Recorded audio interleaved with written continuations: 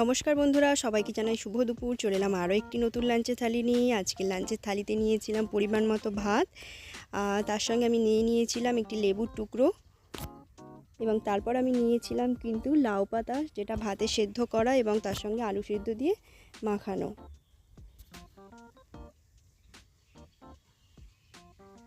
শাক খেতে কিন্তু খুবই ভালো লাগে। প্রত্যেক দিনই আমার লাঞ্চের থালিতে কোনো না কোনো শাক থাকে। তারপর আমি নিয়েছিলাম কিন্তু লাউ ডাঁটা দিয়ে আলু, ঝিঙে এবং চুনো মাছ দিয়ে একটা পাতলা তরকারি, যেটা ছিল ঝোল। তারপরে ছিল এখানে রূপচাঁদ মাছের সর্ষে পোস্ত। তারপরে ছিল নদীর শাঁকি চুনো দিয়ে তেঁতুল দিয়ে টক। গরমে কিন্তু টক খেতে সবারই খুব ভালো লাগে।